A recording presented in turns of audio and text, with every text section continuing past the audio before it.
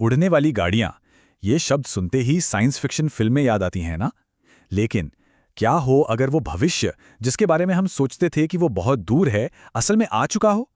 आज हम बात करेंगे कुछ ऐसी ही कमाल की मशीनों के बारे में जो हमारे आसमान की तस्वीर बदलने वाली हैं। और मजे की बात यह है कि वो यहीं हैं आज अभी। सच कहूं तो टेक्नोलॉजी जिस स्पीड से आगे बढ़ रही है वो वाकई हैरान करने वाली है। जिन मशीनों के बारे में अनुमान था कि उन्हें आने में 100 साल लग जाएंगे, वो आज हकीकत बन चुकी हैं। ये कोई दूर का सपना नहीं है, ये एक ऐसी सच्चाई है जो ठीक हमारे सामने अभी घट रही है। तो सवाल ये उठता है कि ट्रांसपोर्ट का ये नया भविष्य आखिर दिखता कैसा है। चलिए जरा करीब से देखते हैं उन शानदार मशीनों को जो आज की दुनिया को एक नया आकार दे रही हैं। शहर का ट्रैफिक, उसकी झुंझलाहट से तो हम सब वाकिफ हैं। लेकिन सोचिए, अगर इसका हल सड़कें चौड़ी करने में नहीं बल्कि आसमान की तरफ देखने में हो। अब हम उन गाड़ियों पर नजर डालेंगे जो ठीक यही वादा कर रही हैं, और यकीन मानिए ये हमारी सोच से कहीं ज्यादा असली हैं। तो चलिए शुरुआत करते हैं आज़ादी के एक सिंबल से, मोटरसाइकिल से। लेकिन ये वो मोटरसाइकिलें नहीं हैं जो सड़क से बंधी हों। नहीं नहीं, इन्होंने तो जमीन को अलविदा कहकर आसमान को अपना नया हाईवे बना लिया है। इसके दो बहुत ही दिलचस्प उदाहरण देखते हैं। पहला है रूस की S3 होवर बाइक। सोचिए, एक क्वाड्रिकॉप्टर जैसा पावर हाउस जो 96 किलोमीटर प्रति घंटे की स्पीड से जमीन से बस थोड़ा ऊपर उड़ सकता है। ये इतनी जबरदस्त है कि दुबई पुलिस इसे ऑलरेडी टेस्ट कर रही है। और दूसरी तरफ है अमेरिका की एरोफेक्स AOX। ये पूरी कार्बन फाइबर से बनी है जिसमें 2 लोग बैठ सकते हैं, और ये एक बार में 75 मिनट तक हवा में रह सकती है। मतलब इसकी रेंज भी काफी अच्छी है। हाँ, ये हॉवर बाइक्स काफी इंप्रेसिव हैं, इसमें कोई शक नहीं। लेकिन क्या हो अगर कोई मोटरसाइकिल सिर्फ उड़े ही नहीं बल्कि आंखों के सामने अपना रूप भी बदल ले। जरा एक ऐसी मशीन की कल्पना कीजिए जो सड़क पर चलती हुई बाइक से देखते ही देखते एक उड़ने वाली मशीन बन जाए। मिलिए फ्रांस के लाजारेथ LMV 496 से, और यह सच में इंजीनियरिंग का एक करिश्मा है। सड़क पर यह एक शानदार नॉर्मल मोटरसाइकिल लगती है, लेकिन जैसे ही एक बटन दबता है एक ऐसा ट्रांसफॉर्मेशन शुरू होता है जो देखने लायक है। सिर्फ 60 सेकंड के अंदर इसके पहियों से छोटे छोटे जेट टर्बाइन बाहर आते हैं और इसे हवा में उठा लेते हैं। ये अब कोई कल्पना नहीं है, ये है जबरदस्त इंजीनियरिंग एक्शन में। तो ये तो थी मोटरसाइकिलों की बात, लेकिन ये तो बस शुरुआत है। अब हम एक ऐसी दुनिया में कदम रखने जा रहे हैं जो गाड़ियों के पारंपरिक डिजाइन को पूरी तरह से भूल जाती है और पर्सनल फ्लाइट के आइडिया को उसके सबसे बेसिक, सबसे रॉ फॉर्म में हमारे सामने रखती है। ये है फ्लाईबोर्ड एयर। कोई पहिया नहीं, कोई सीट नहीं, बस एक बोर्ड जिसे पावर देते हैं 4 टर्बोजेट इंजन। ये बिल्कुल किसी साइंस फिक्शन फिल्म के सीन जैसा है, नहीं, जहां कोई बस एक बोर्ड पर खड़ा होता है और सीधा आसमान में। ये पर्सनल फ्लाइट का सबसे प्योर और शायद सबसे रोमांचक तरीका है। और इस मशीन की पावर तो होश उड़ाने वाली है।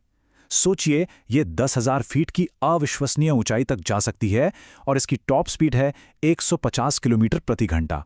हाँ, जाहिर है इसे चलाने के लिए बहुत ज़्यादा स्किल चाहिए, इसीलिए ये दुनिया भर की आर्मी और रेस्क्यू टीमों के लिए एक बहुत ज़रूरी टूल बनता जा रहा है। जहां भी मुश्किल इलाकों में जल्दी पहुंचना हो, ये काम आता है। लेकिन आम लोगों का क्या? क्या हर उड़ने वाली मशीन के लिए एक एक्सपर्ट पायलट की जरूरत होगी? नहीं, अगली इनोवेशन का मिशन ही कुछ और है। इसका मकसद है फ्लाइट को आम आदमी की पहुंच तक लाना और शहर के ट्रैफिक को हमेशा के लिए इतिहास बना देना। यह है स्वीडन का जेटसन 1, और इसे बनाते वक्त बस एक ही चीज का ध्यान रखा गया, सादगी। ये इतना हल्का है, सिर्फ 86 किलो का, और इसका डिजाइन इतना आसान है कि कोई भी इसे सिर्फ 5 मिनट में उड़ाना सीख सकता है। सोचिए जरा, 8 प्रोपेलर्स की मदद से ये शहर के ऊपर 20 मिनट की एक शांत सवारी देता है। नीचे ट्रैफिक जैम लगा रहे और कोई ऊपर से निकल जाए। कितना कमाल का आइडिया है। तो ठीक है, हमने उड़ने वाली बाइक्स देखी, पर्सनल जेट बोर्ड्स देखे, लेकिन सवाल यह है कि आने वाले कल में कोई ऑफिस कैसे जाएगा? रोजमर्रा का सफर कैसा होगा?